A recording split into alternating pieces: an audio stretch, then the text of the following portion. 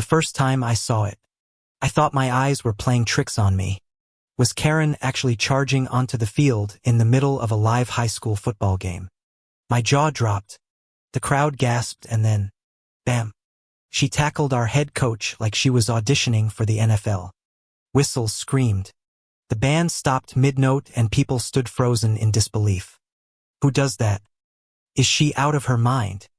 I heard someone shriek behind me. A murmur rolled through the bleachers like a storm front. Some kids laughed nervously. Others pulled out their phones. Couldn't believe it. This was supposed to be homecoming, the big night of the season, and suddenly it turned into a circus. The smell of popcorn and sweat mixed in the cool night air as parents leaned forward, trying to get a better look. And there she was, Karen, gripping Coach Miller's jersey, spitting words like venom. "Why isn't my son playing quarterback?"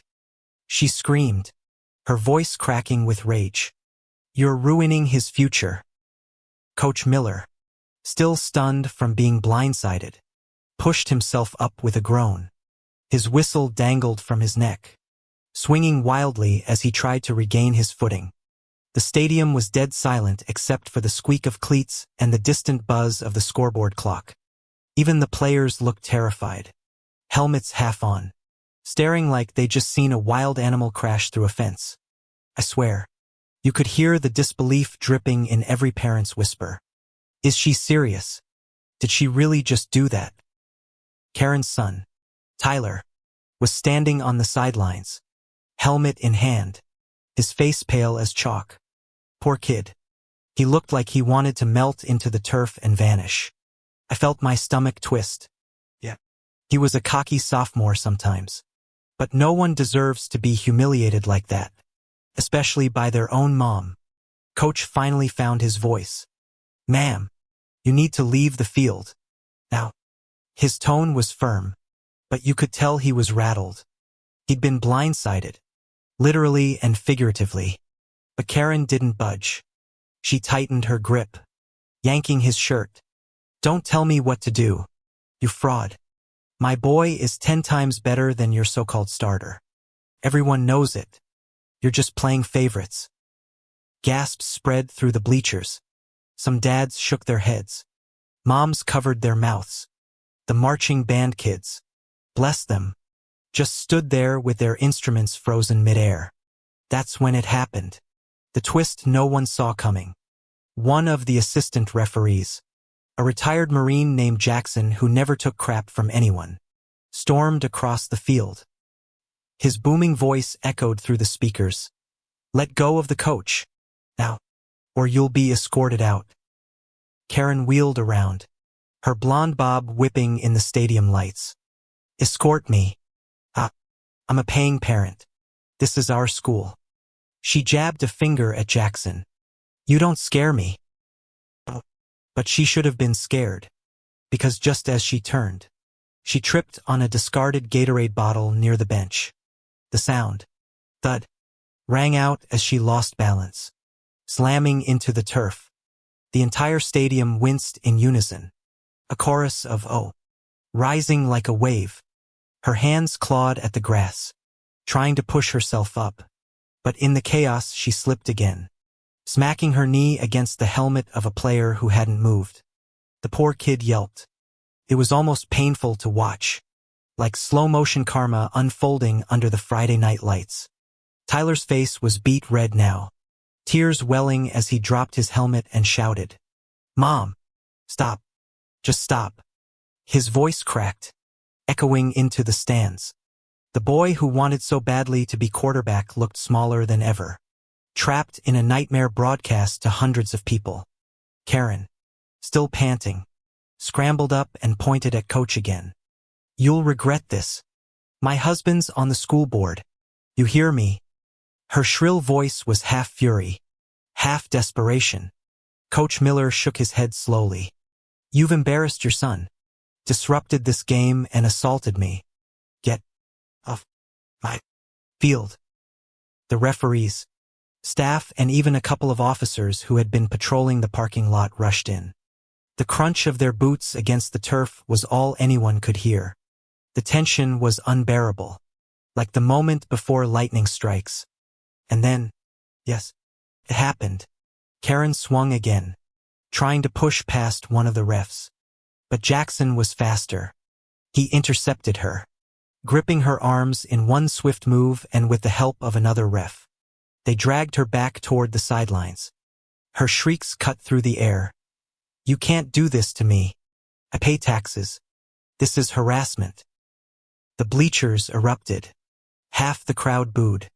Others laughed nervously and a few shouted for her to be banned from games forever. The band, finally breaking the tension, blasted out a sharp da-da-da-dun, like a victory sound effect. And then, the bitter twist of all twists. As they dragged her off, Karen's heel snapped against the turf. She stumbled one last time, face first into the chalk line, leaving a smear of dirt across her cheek. The crowd roared, not with sympathy, but with a kind of cathartic release. The way people cheer when a villain in a movie finally gets what's coming. Tyler, humiliated beyond words, ran toward the locker room, shoulders slumped, eyes wet. You could almost hear his muffled sobs as the door banged shut behind him. The game eventually resumed, but the atmosphere was changed forever. Every snap, every whistle, carried the ghost of that insane interruption. Parents whispered in clusters, replaying the moment like a viral clip. Students posted it online within minutes. Karen Tackle was trending before halftime. And the fallout. It was brutal. By Monday, word had spread like wildfire. Karen was barred from attending any future games, slapped with a ban from school property for disruptive and aggressive behavior. Coach Miller pressed charges for assault. Minor, but enough to stain her record. And the kicker, her husband, the big shot on the school board, stepped down quietly under the weight of the embarrassment. Tyler transferred schools mid-season. His bright quarterback future dimmed under the shadow of his mom's meltdown. It was heartbreaking. He had raw talent, sure, but colleges don't forget viral scandals tied to recruits. Sometimes I think back to that night. The sound of the crowd gasping. The way the lights glared down like judgment. Karen thought she was fighting for her son's success. But in the end, she destroyed the very thing she wanted to protect. It was the kind of downfall you couldn't script better for Netflix. Raw, messy, and unforgettable. And me, I still remember the sound of her shrieking, the sight of her being dragged off under the stadium lights, and the bitter silence that followed when Tyler disappeared into the locker room. You tell me, was that justice?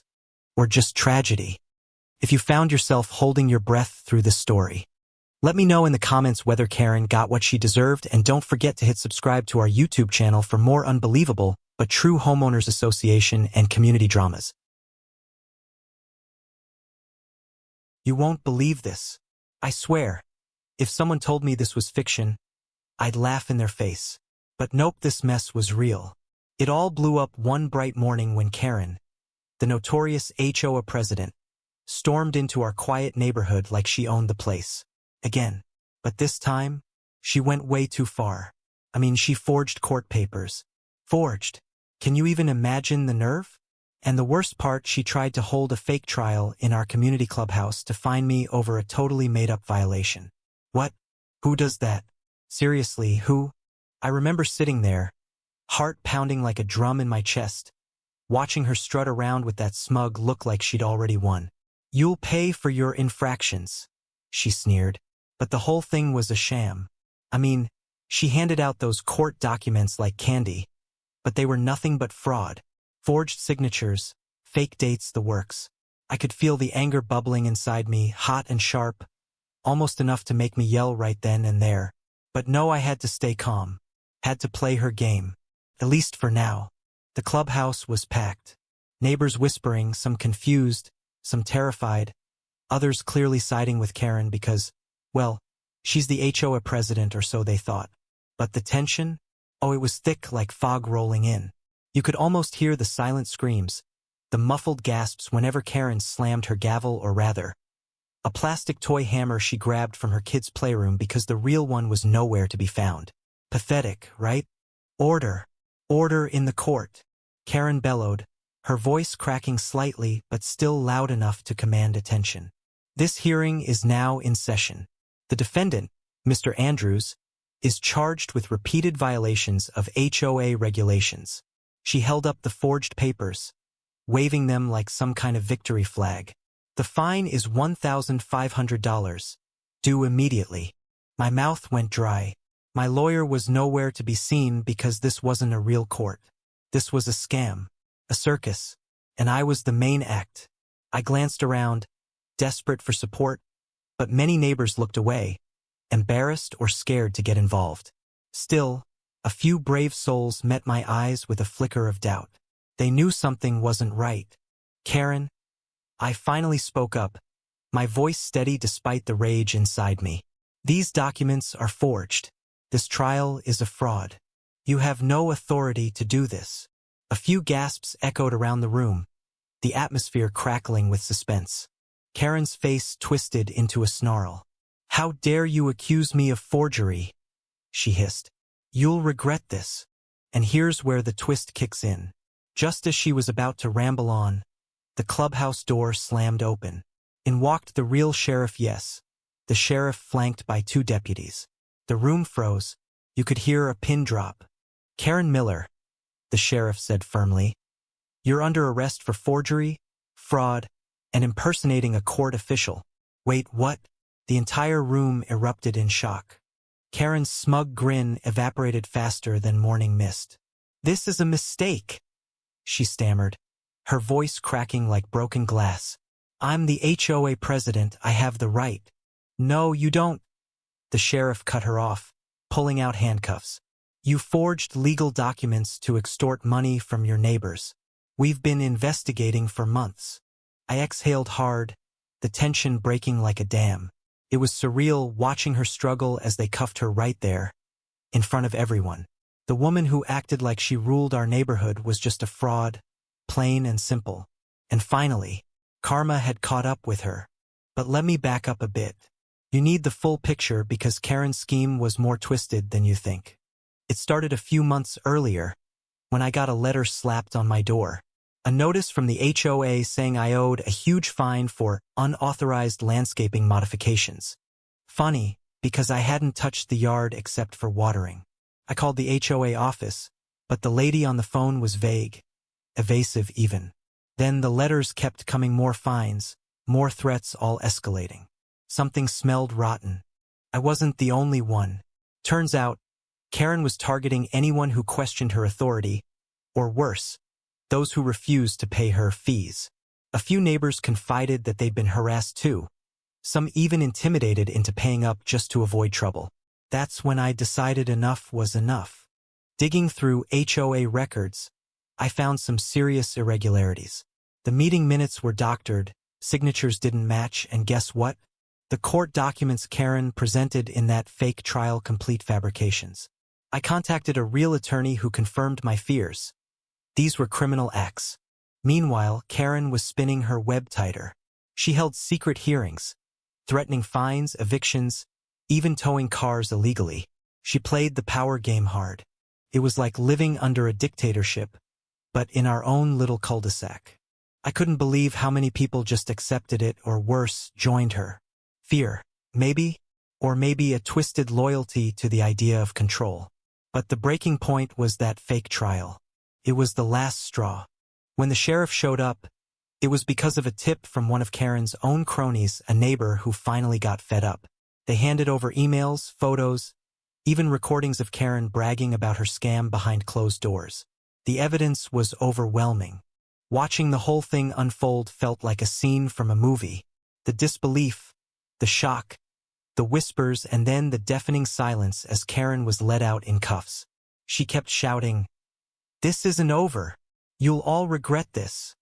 But nobody listened. We just stared, numb but relieved.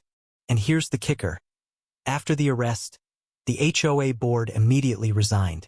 They wanted no part of Karen's mess.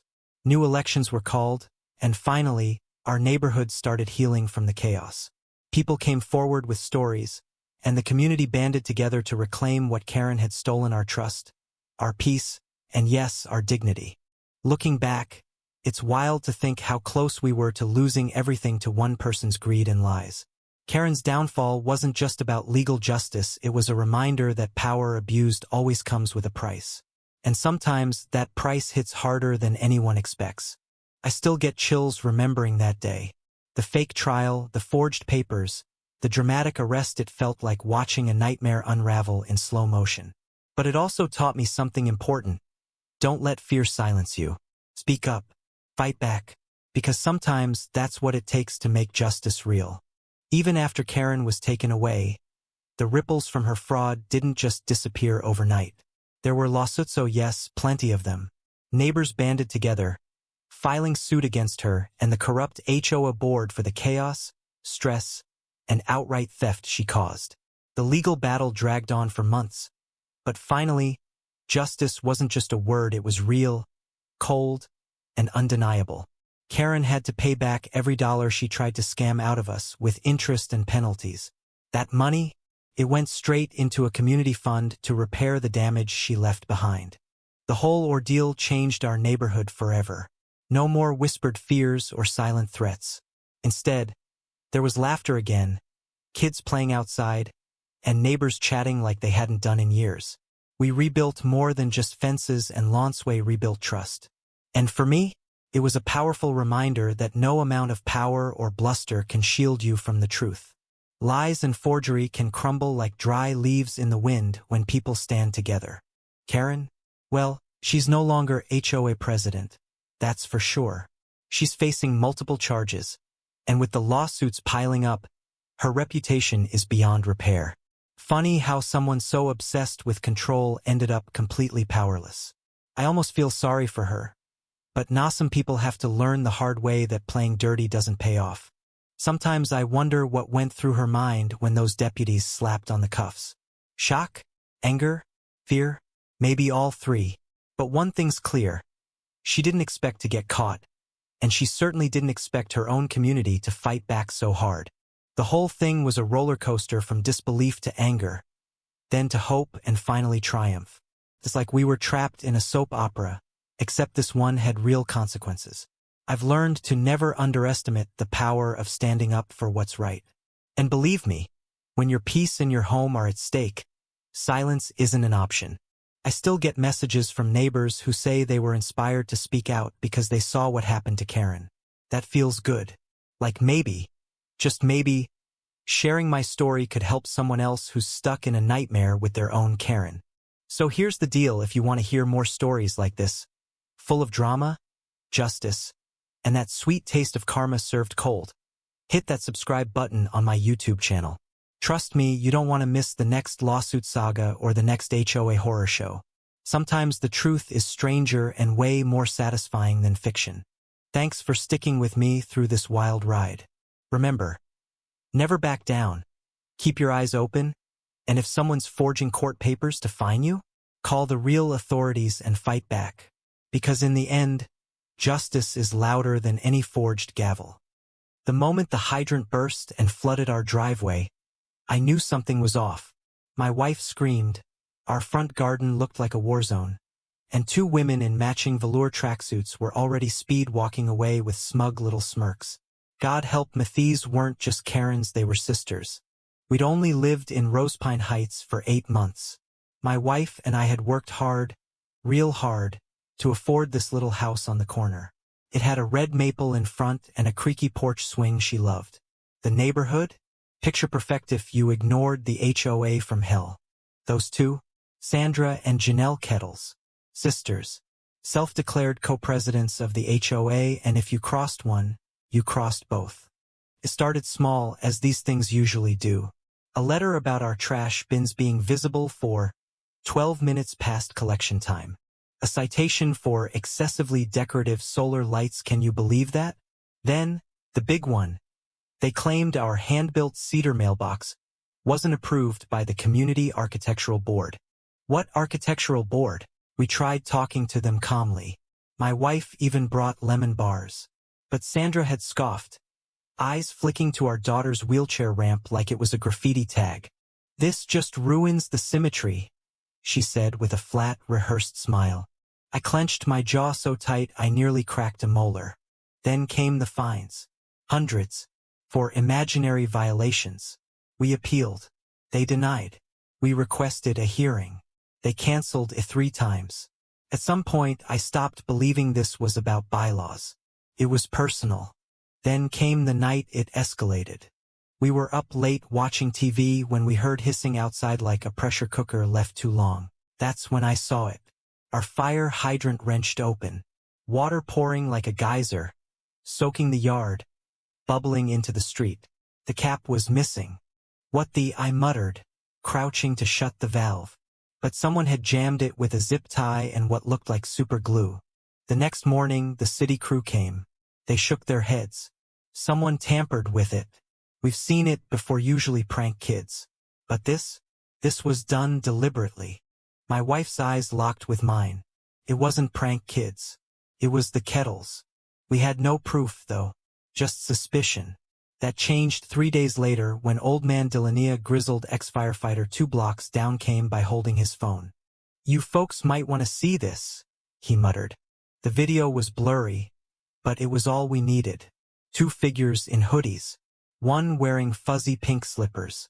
The other dragging what looked like a monkey wrench and giggling. Careful, one of them said. If we do this one too, maybe they'll finally leave. That voice? 100% Sandra Kettles. We brought it to the city. We brought it to the HOA Oversight Council. We even brought it to the local news. But the Kettles? They doubled down. Claimed we were harassing them. Claimed the video was AI generated. Even threatened to sue old man Delaney for digital defamation. I was fuming. Red hot. But what could we do? Then came the karma. It was the 4th of July. The town parade passed through Rosepine every year, and fire safety was tight. This time, the heat was brutal, over 100 degrees Fahrenheit in the shade. Everyone was told to stay hydrated. EMTs and fire crews were staged every few blocks. Sandra and Janelle, ever the drama queens, were parading around with their sashes. They made sashes that said, HOA leadership. You can't make this stuff up. Suddenly, during the flag salute, Janelle clutched her chest. Sandra started shouting, stumbling. They both collapsed on the hot sidewalk. Panic rippled through the crowd. People screamed. Someone called 911. But when the EMTs rolled up, they paused. A tall woman in navy scrubs stepped out. Her name tag said, Lieutenant Morales. She recognized them. Her lips curled. You're the ones who sabotaged the hydrants last week, right? She asked flatly. Sandra wheezed. What does that matter? Help us. Morales turned to her team. We're rerouting. These 2 are non-priority. We've got heat stroke victims down the block. You can't do this. Janelle rasped. We're the HOA. Someone in the crowd muttered. Then enforce your own CPR. The sisters were left there, gasping on the pavement. Not abandoned but not rushed. Just held back. They weren't dying. Just suffering. And every second must have felt like an hour. Eventually, a backup unit treated them. Mild dehydration. Exhaustion. Nothing permanent. But their reputations? Cracked wide open. The video of their collapse went viral. The second video of them tampering with hydrants surfaced again. This time, it hit a much bigger audience. City investigators opened a case. Fire department filed a public endangerment complaint. Their HOA seats? Revoked. Turns out, tampering with city hydrants isn't just a misdemeanor, it's a potential felony. And their lawyer? Get this twist, was married to Lieutenant Morales. Boom. They had no idea. No idea how many people they'd crossed until it came raining down. Sandra and Janelle tried to spin the story, of course. Claimed they were victims of targeted harassment. Said the EMTs violated some kind of civic duty clause. But the city didn't buy it. Neither did the court. A formal lawsuit was filed: public endangerment, reckless tampering with municipal equipment, and obstruction of emergency services. It wasn't just fines this time. There were court dates, lawyers, news vans, Their smug HOA kingdom collapsed like wet cardboard. The HOA members, most of whom were too afraid to speak before all suddenly found their voices. Testimonies rolled in. Stories of threats, forged citations, withheld maintenance. The city stripped their HOA leadership entirely and froze the neighborhood fund pending audit. And me? I stood on my porch the day the new fire hydrant was installed, coffee in hand, my daughter beside me smiling. I didn't even say a word when the sheriff's office came to serve papers next door. Just watched. Later that week, as I passed them on the street, Sandra in a stiff suit, Janelle still limping from the heat exhaustion, I tipped my hat. Ironic, huh? I said. All that effort to control people. And now you're just waiting for a judge to tell you what comes next. Janelle muttered something under her breath. Sandra wouldn't even look at me. That's the thing about karma, it doesn't rush. But it never forgets. They wanted power. What they got was paperwork. Lawyers. A lawsuit that'll stain their record for years. And all because they couldn't stand a mailbox, a wheelchair ramp, or the fact that someone finally said no. So next time someone with a clipboard tells you you're out of compliance, take a breath. Document everything. Record. Stand firm. And if all else fails, remember the Karen sisters who learned that tampering with fire hydrants doesn't just get you wet, it gets you wrecked. For more real stories of karma, lawsuits, and wild neighborhood justice, subscribe to our YouTube channel where every HOA villain meets their match. When I first heard the words, Karen cut the power to the blood bank, I thought it was some wild rumor flying around our neighborhood Facebook group. But no, it was real. And it was going to blow up bigger than anything our HOA had ever seen. You could almost hear the hum of the gossip before it even hit the local news, low, buzzing, like a hornet's nest getting poked with a stick. People were leaning over fences, pretending to check their mail just to see if anyone else had heard. Me? I was sitting on my porch, sipping lukewarm coffee, watching the mess unfold. And it all started because Karen, our self-appointed queen of the HOA board, decided she had the right to enforce policy over common property usage. Her problem?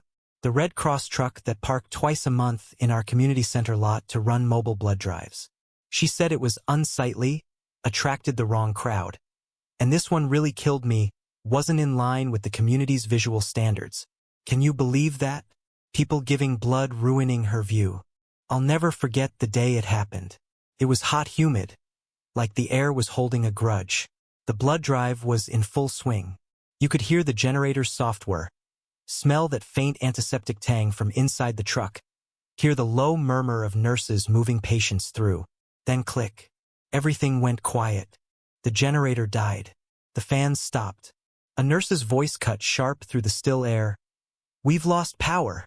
I remember hearing a bag of blood thud softly onto the table as the refrigeration shut off. And there she was, Karen, standing by the breaker box like she'd just performed a civic duty. Arms crossed, sunglasses perched like armor. Lips pressed so tight they could have sliced through sheet metal. Karen, what the hell are you doing?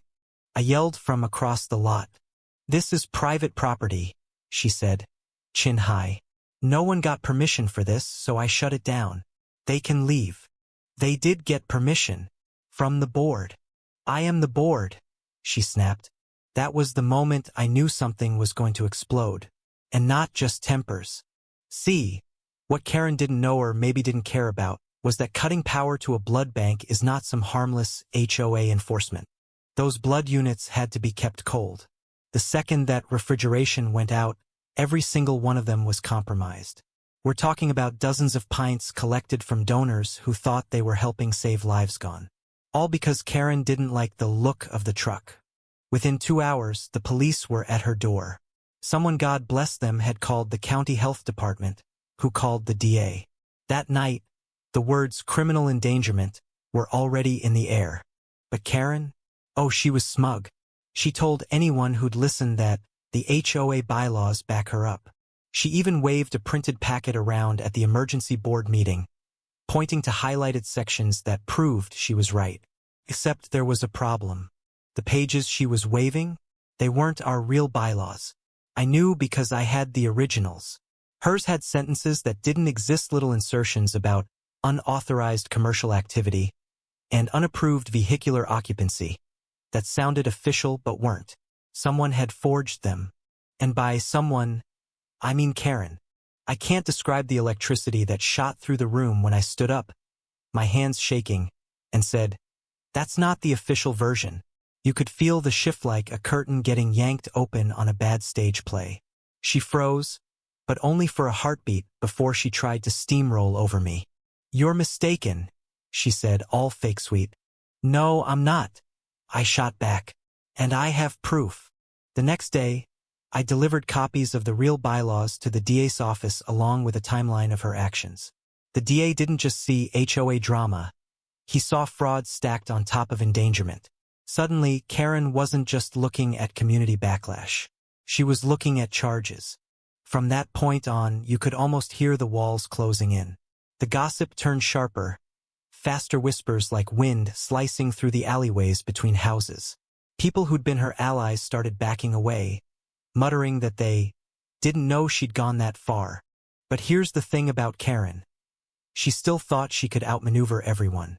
She hired some high-priced lawyer from the city and strutted around like the case was a joke.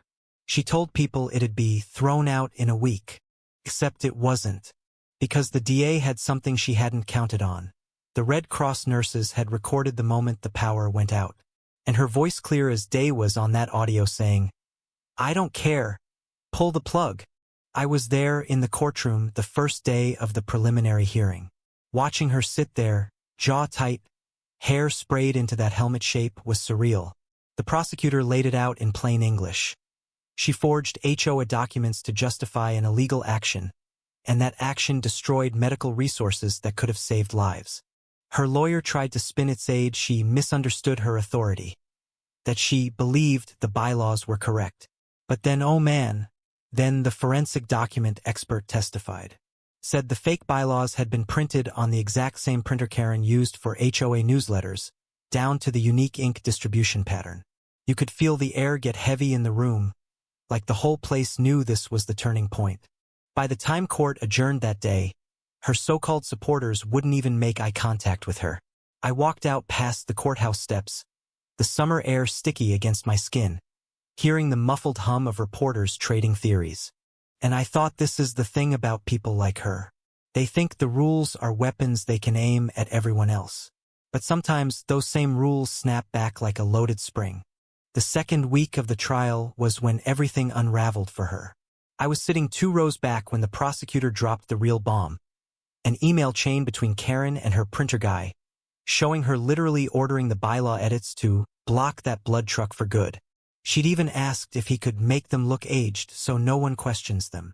You could hear the oxygen leave the room. Her lawyer froze mid-note, his pen dangling uselessly in his hand. Karen's face went pale, but her mouth still pressed into that tight, stubborn line like she thought sheer willpower could hold the walls up. Then came the Red Cross rep's testimony. Calm, precise, no theatrics, just the cold facts of how many blood units were lost and how many potential patients would never see them. He didn't raise his voice once, but the weight of his words was like a hammer to the chest. A juror actually wiped her eyes. Karen didn't look at him. She just kept staring forward, jaw twitching. Her misunderstanding defense crumbled faster than wet cardboard. The DA pushed for the maximum penalty: criminal endangerment, document forgery, and fraud tied to misuse of her HOA authority. The words malicious intent echoed in that courtroom like a final nail sealing a coffin. The verdict came on a rainy Thursday. The jury was out less than 2 hours. Guilty on all counts. She sat frozen, only her hands moving, clutching the edge of the defense table so tightly her knuckles turned white. Sentencing was swift. Fines in the tens of thousands, mandatory restitution to the Red Cross, and this part made the neighborhood buzz. She was banned from holding any HOA position for life. Oh, and the judge didn't hesitate to note that she'd be serving time. The irony? The very bylaws she tried to twist were now being rewritten without her to block it. We voted her off the board before the trial even ended, and the community center parking lot now has a permanent contract with the Red Cross. When they let her out in cuffs, the only sound was the rain against the courthouse steps. No one clapped. No one cheered. We all just watched because watching was enough. And I swear for all the shouting matches, the neighborhood feuds, and the pettiness she brought into our lives, her final walk out of that courtroom was silent proof of one thing. Sometimes the system actually works. If you think this lawsuit was wild, wait until you hear the next one. I am breaking it all down on my YouTube channel. So hit subscribe and don't miss the real HOA drama that makes this look like a warm-up.